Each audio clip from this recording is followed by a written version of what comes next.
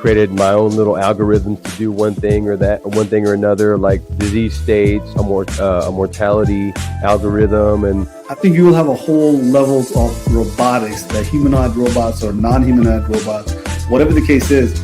But the one that I really gravitated towards was Alteryx. Low code, no code, business intelligence stuff, data science, machine learning, things like that. Audio, the text, and then there's big metaverse buzz. Everybody knows the metaverse. Another week of AI.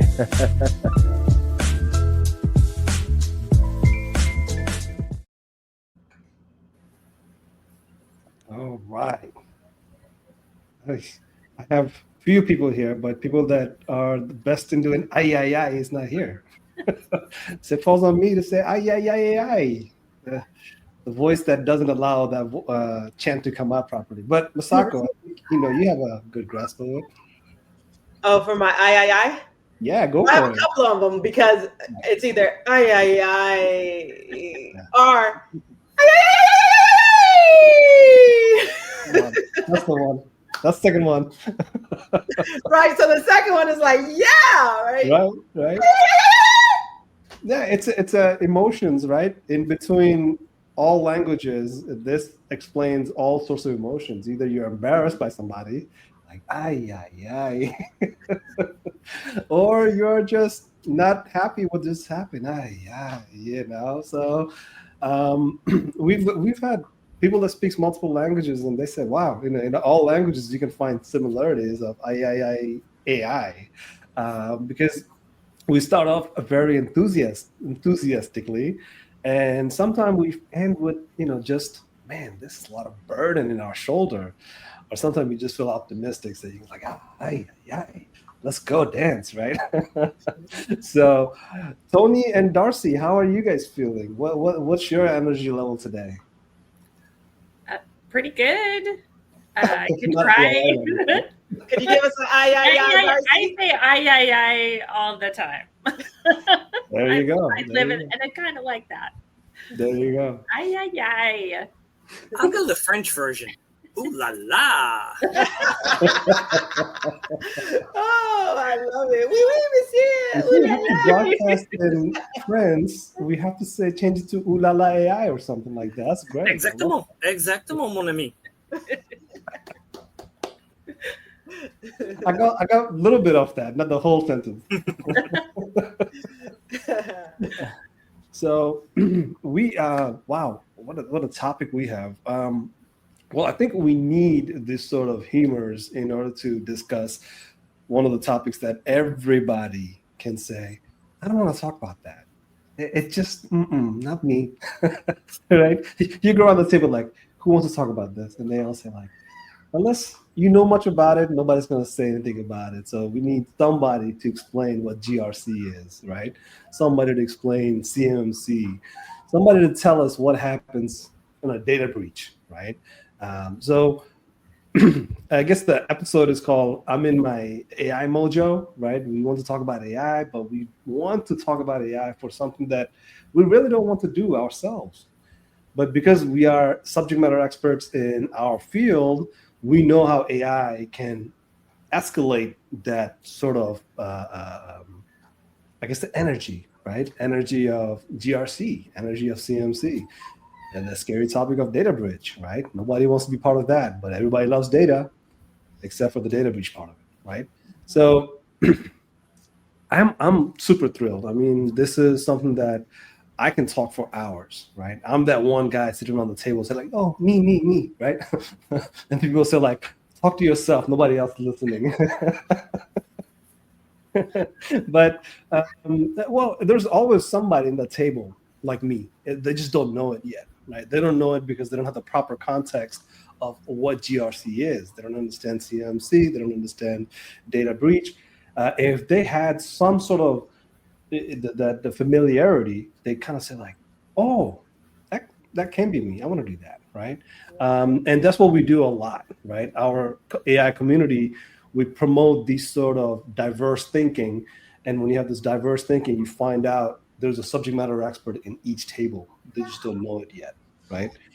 So my good friend Tony and my good friend Darcy, I've been hoping that you guys will come to this discussion sooner than later. And now that we're here as a friend, as in a circle, me, Masako, Tony, and Darcy, we can talk about these topics in a very energetic manner and talk to the people that are listening and say, this might not be the most interesting topic in the world, but it's definitely something that is worth talking about, and especially with AI, right? It makes a huge difference.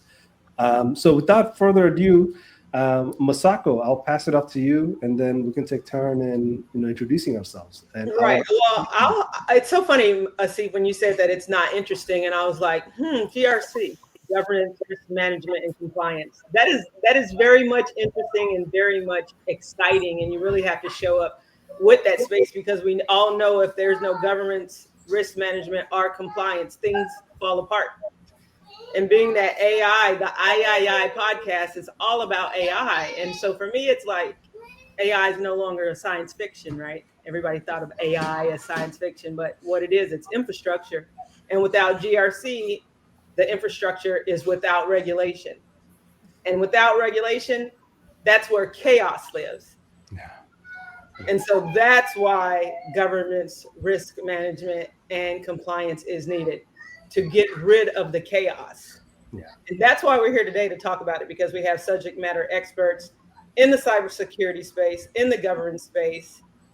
And so that's why we have Darcy and Tony, and you guys are subject matter experts in your own right. And so we want to invite you into this conversation across AI, governance, and compliance, and the new space of the CMMC space for cybersecurity, because throughout the DoD, many organizations must be in compliance in the CMMC space, and that creates opportunity for people to have longevity in careers, to change careers, and to really be able to do a service for our country, to do well for themselves and do well for the organizations that represent us. But let's dive deeper into what you guys have to say about what I'm talking about. Well, you talk about chaos, and that's the realm I live in, is the front side of the house that everybody hears when you call 911. That's the chaos. We can't afford the chaos in the back end. So GRC is for the back end of 911. That's our bread and butter. That influences every decision that we make, whether it's what we purchase, how we deploy, how we report, how we answer, even things like a FOIA request. We have to maintain that control in the back end, because the front end can go from an orderly day to absolute chaos in 1 second.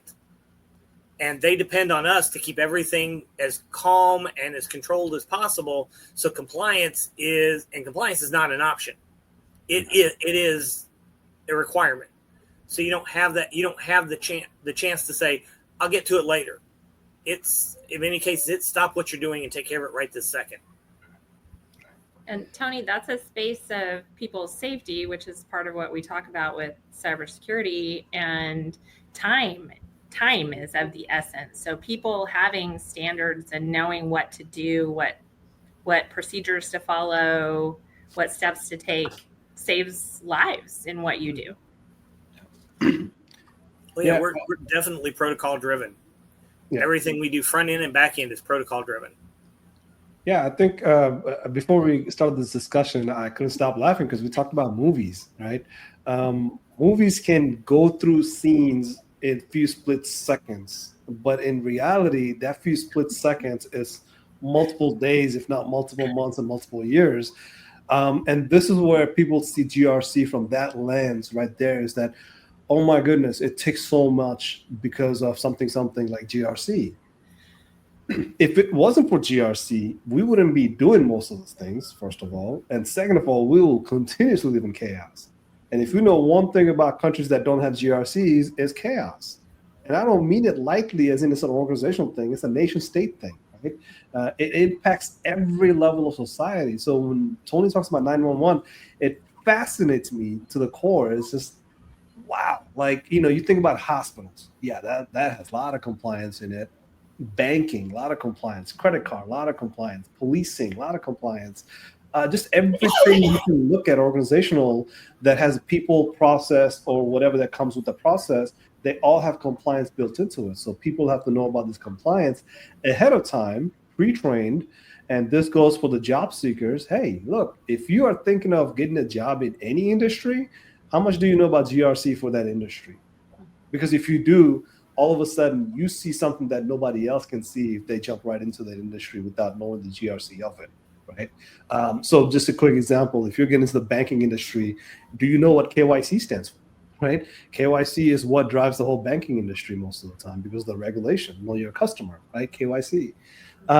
So these kind of GRC components that we always have to be on lookout for, it starts with people that are seeking careers, people that are trying to switch careers, or people that are just trying to move up the ladder, right?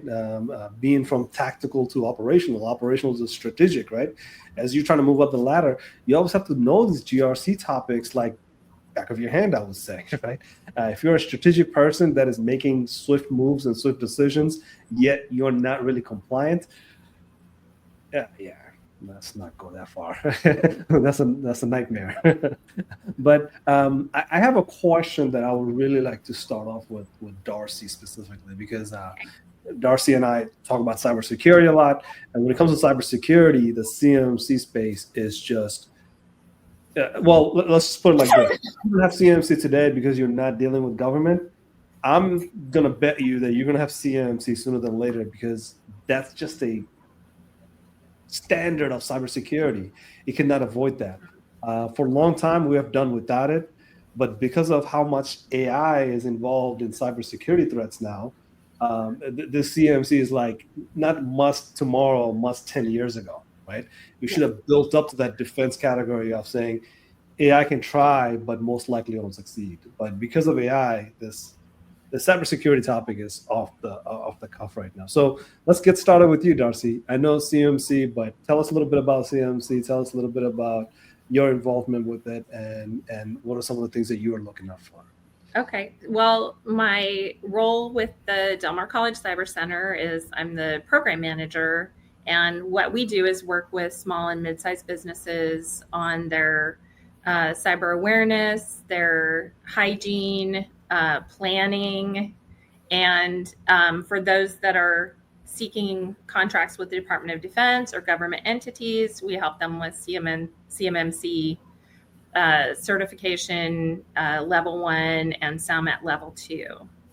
So we are in an area where businesses are working with government entities a lot, and we have a lot of industry. We're on the Gulf of Mexico, South Texas, and there we are seeing that even our industry partners, a lot of their vulnerabilities are their vendors, are their so they may have good controls and good practices, but the people that they're contracting with may not have those stringent rules or practices. So they're really starting, even in the commercial space, to have some of these requirements for their vendors to make sure that they have access controls, that they are following the rules, the standards that are required to protect the information that they're handling as part of their contract,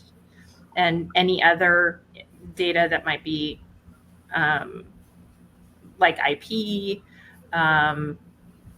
physical locations, information, that kind of thing that they may need to be accessing for their contract, even if they're, say, a landscaper, that they need to have some level of cybersecurity. They need to be in compliance, and they need to be able to demonstrate it with documented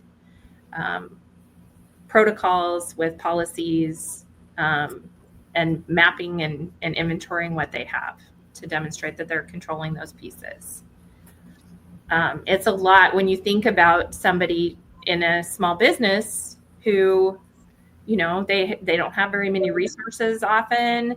They're enterprising, they're innovative, they're trying to wear all the hats.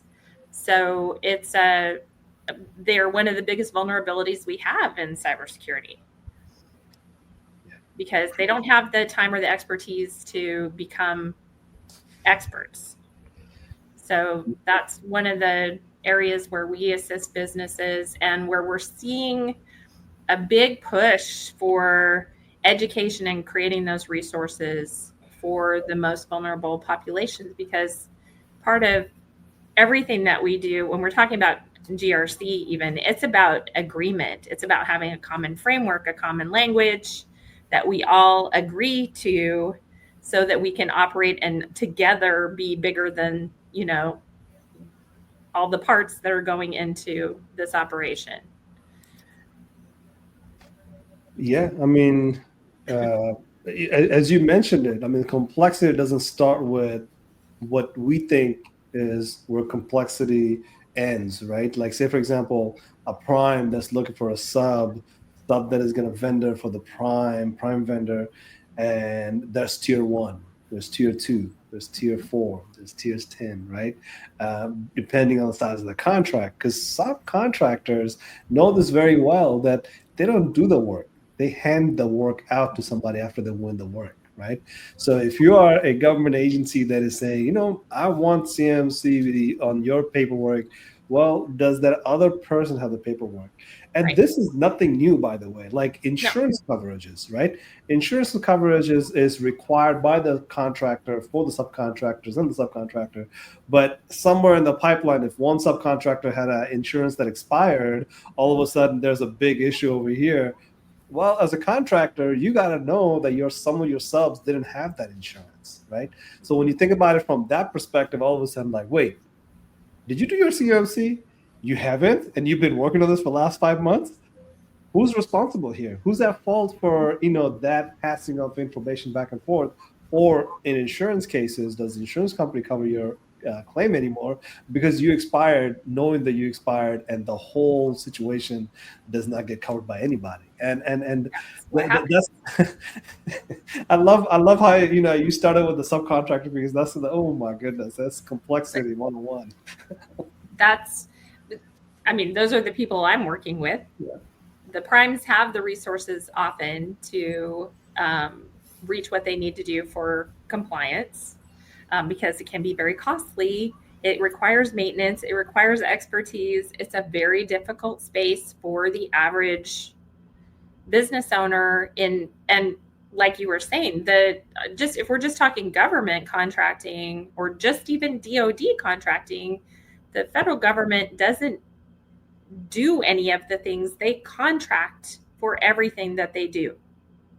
So they exist because of all these businesses that feed the pipeline, and we have a serious issue with vulnerabilities because of that. I mean, we operate a lot in our country with a lot of trust, and which is great. That's part of what's wonderful about being here. Unfortunately, it does make us vulnerable to the bad guys that are out there just for their little piece. I'm just gonna say it out loud. People are not stealing information from us because it's just money, right? Yeah. People are stealing ideas. People are stealing a process. People are stealing that talent, right? Or sabotaging, poisoning, right? Yes. I can go on and on, because when you think about anything bad activity, you can think of something like, oh, it's about money. Yes, it's about money, but you have to look at it from multiple levels of engagement, because not everybody just wants money. Somebody wants to make their own money, so they want to sabotage somebody else. And this goes in all levels, right? We can think of it from, oh, this happens in the DoD. Well, no, it happens in corporate space too. So that's what I meant earlier about CMMC, that it's not just about DoD today. You have to start thinking about CMMC in a way that is like, if I don't have it today, who's going to put that on me for 5 years from now, that says, if you don't have that SOC, right? If you don't have that kind of compliance in place, I'm not going to do business with you, right? And that's happening in the commercial space already. So when it comes to CMMC, you have to start thinking about like, my goodness, like what kind of business am I not going to be able to do in the future because nobody wants to share information with me, interact with me with information, and now I don't have any business, right? Well, I'm glad. It's so funny, Darcy, when I was listening to you about the prime, the subprime, the business, the enterprise, the small business, the government businesses, and Asif just confirmed that with regard to what he's saying. It's like, for me, it's like everyone thinks that their story is unique, but guess what? Everyone is living the exact same story on a different block. Yeah. And so no longer is it the prime now has to be the one. Like every individual, every business owner, every entity has to be CMMC certified. They have to get checked off in order for them to do business. You can no longer say that has nothing to do with me, give it to someone else if that's their responsibility. It's each of our responsibilities. And we are in this present day situation where now it's like, now it's opportunity. It's not something that someone, it's not the time to blame and say, oh, you did this, you didn't do that. Now is an opportunity for each business owner or each individual that would like to be successful in a career to say that there is a space for me. You know what? This is my opportunity to be trained in the CMMC space so I can be of service to my communities, my community members, the businesses within my communities, the government agencies, et cetera, et cetera, et cetera. It's like, it's no longer that's them, not me. No, it's a us thing. It's a we thing. And everyone has the responsibility to say, you know what? I'll take responsibility for that, just for yourself and the circle around you, to be a change maker within your community for business. Yeah, I mean, we're not even talking about AI at this point, and this is an AI podcast. But this is how we slowly move into the AI discussions here, because but wait a minute, because here's my thing on that, because it goes hand in hand, because if we're talking about present day, then we are talking about AI, because the fusion of AI with GRC, which leads into CMMC, it's no longer optional. It's essential for resilience, real-time decision-making, and risk prediction. So we cannot have one without the other. It is very much present day now. Yeah, I mean, I'm gonna go to Tony on some of his discussions that he's been part of, because like we're talking about here is that we could have done this 10 years ago, but it's becoming a reality today, 10 years later, to say now it's enforceable, now it's auditable, now you have to pay fine for this sort of activities that previously we could have just said, oh yeah, I'm good. What'd you do? Oh, I bought a new laptop. That's about it. Like, did you configure anything in it? Configure what? Right? That's 10 years ago. Today, you can get fined for that. Just because, you think you have a new laptop, you have bought a new services, that don't mean much, right? But AI expedites all of these conversations to a whole nother level, because that rapid response, that ability to unplug everything in the right moment because of disaster recovery. I can just go on and on and on, but AI adds another flavor to it because of how fast this data can be processed, and this data can be used for nefarious reasons, right? Just nefarious is the one that I can use, because it could be just simple as your data stopped working because you've been processing it too fast. And all of a sudden, everything collapsed. And if everything collapsed, now it fell into the wrong hand because you weren't able to have the visibility of where your data has been. and like I said, I'm going to rely on Tony on that, because he's a database subject matter expert for CompTIA, and he has tons of experience working with databases. I mean, when you write a certification about databases and you've been doing it for decades, that tells you a level of expertise that we're talking about. So, Tony, what can I add to that? What are you thinking of as we speak on this topic? The first thing that comes to my mind is, when you're talking about data, especially with the speed at which everything's moving, is where's it going? Yeah. If you're deploying an AI product, a third-party product, or if you're not deploying one from in-house, even if you are, whose language model are you using? What are you doing with your data? Where is your data moving? Because, first of all, data no longer sits at rest. Even in my archive servers that I hold 10 years worth of data in, that data really isn't at rest anymore, because now it can be mined, it can be reused, it can be put into so many other places that I have to know where my data is, what my data is doing, and who's been given access to it. And I start each of my conversations when somebody comes to me and says, hey, we've got this new product we want to use, and we want to hook it into the archive database because we want to do this. And it's like, who's doing it? What are they using it for? Have you contacted the attorneys yet? Have the attorneys signed off on this?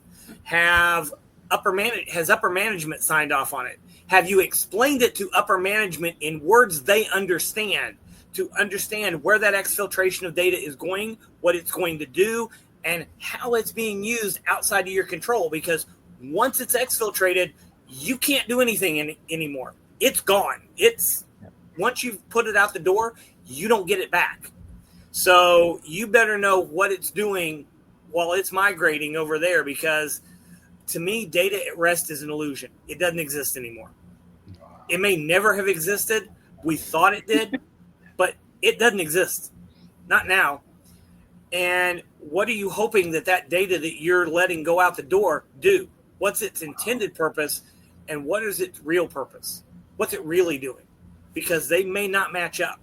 And I have to know all that before I even sign off on anything that goes to upper management or goes to the attorneys or goes to the city council and says, I'm going to agree with the idea that this data be used in this way, and I'm going to recommend these controls on that data to comply with all of the state, federal, and even some cases international regulations that we may be touched on or may be bound by.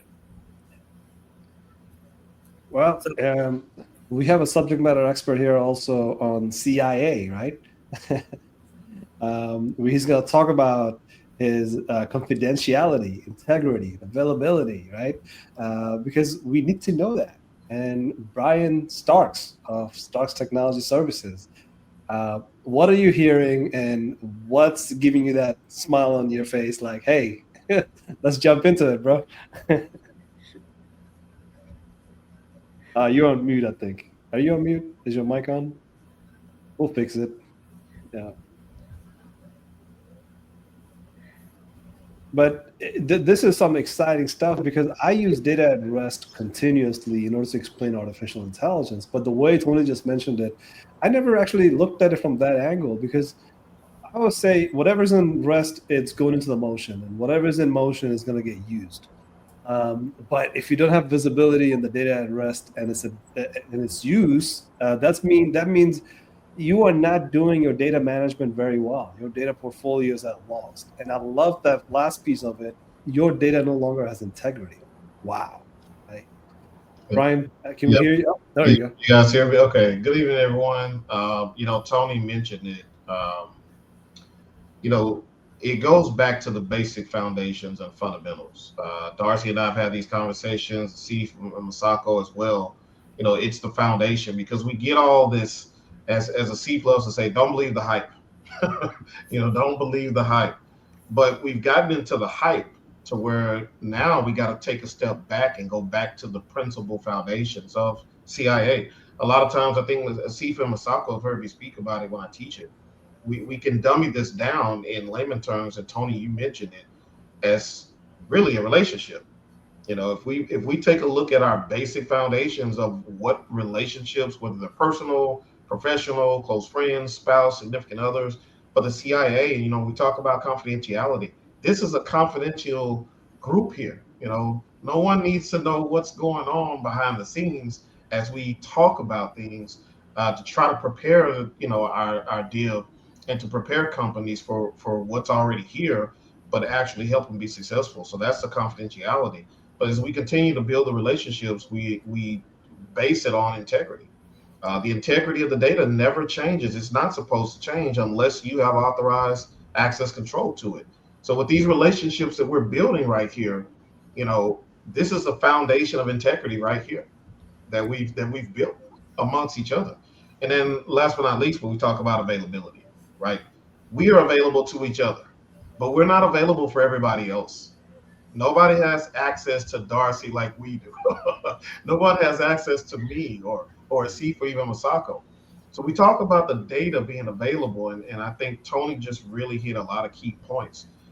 Who, what, when, where, and how. Those are the questions as an ethical hacker perspective. That's what I'm asking. Who's got access to the data? Is it available to those that need it? Where is it going? How and why? Why do you need access to this data? So when we talk about the foundational part of CIA Triad, I mean, I think we just really hit it right there. Yeah, I mean, without mentioning a name, but when you're driving down the highway and you see that big red circle with the circle in the middle of it, there's an infamous case of it, but that's really important to understand is that once they got hacked, they didn't get hacked because of their system was weak. It's just that they allowed a third party to access their system, authorized it, but because of the system vulnerability on the third party, they got totally hacked and their credit cards and all sorts of information got leaked. And that happened 10 years ago. We still talk about it today because that's a prime example of no matter how big you are, it's not you that's a bad driver. It's the other guys that has a bad driving skills. So we joke about it. We joke about it because we're talking about CMC or we're talking about GRC, we're talking about data breach. And we're just trying to entertain here, but it's a serious matter. It's really is serious because if you understand CIA, if you understand data at rest, data in motion, data in use, all of a sudden your conversation really does change because you actually need to understand these two topics very well and understand AI very well. The AI is a hype word, right? But under it all is data, right? It's 3 different states of data, and that's what AI is, right? If you don't have control over any of the 3 in a manner that you can process all the data, you just have a garbage AI, right? AI that nobody uses. And just to give everybody that's listening kind of think like, you know what? I don't know anything about technology. I don't know anything about AI, but I'm definitely interested in career in one of them. It's really important that we understand that cybersecurity will ruin AI. And I mean that with all sincerity, right? Because of if you start seeing loss of integrity because of how AI is delivered, which is like a garbage AI, all of a sudden people will come off of it and say like, you know what? If I have to live with that, why even bother?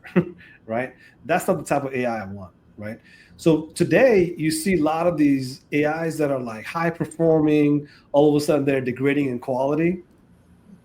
That's sort of that available data that's losing its integrity, right? And everybody's like, if it doesn't have integrity, how do I know it has confidentiality? And again, without naming a name, everybody uses that one thing called GPT. Guess what happened? They got told by the court from now on, you are no longer allowed to delete any of the data that you promised users that you will delete over time. So users' data is literally sitting on their end, and if they get compromised, all of our data gets leaked with it, right? As in our personal thoughts, our personal needs, things that we thought was temporary, it's literally stored in their system for anybody to access maliciously, right? So I go on and on about it, but you kind of see, all the connections, the dots, coming together slowly, right? And artificial intelligence, where do we start, right? We don't have to talk about all the artificial intelligence, but if we talk about data in layers, because I just love that idea, data at rest, data in motion, and data in use. If you just say that over and over, all of a sudden you get a different glimpse into AI. And anybody who's looking for a new career, new ways to engage with AI, or just saying, you know what, we need AI in our company. How do we approach it with the right framework? Right? How do we approach it with the GRC in mind? How do we approach it with a standard or a governance, the compliance that we have to be liable for? How do we approach it? Well, approach it with those 3 steps. Where's your data at rest? How is it being motioned? And who's using it, right? If we cannot answer who's using it, something is wrong with data in motion, data at rest. I'll just leave it at that. And anybody want to jump in, let's go for it, because this is an exciting conversation. Let's continue. The only thing I'll add to that is that when you talk about these high profile situations that we're not naming names, they all have one thing in common. It was something that my late mentor used to always admonish us. Everything we did, do not appear above the fold. Looking back at the old style of print media, if you appeared above the fold on the Washington Post for the wrong reasons, you can't dig a hole deep enough to crawl into. So our goal has always been, and I still use this when I'm training, don't appear above the fold. Don't give anybody any reason to see you on the front page of any newspaper, or in this case now the headlines of any news website, because you didn't do your due diligence. You didn't follow, and it doesn't matter whether it's an AI tool or it's just a conventional data-driven tool.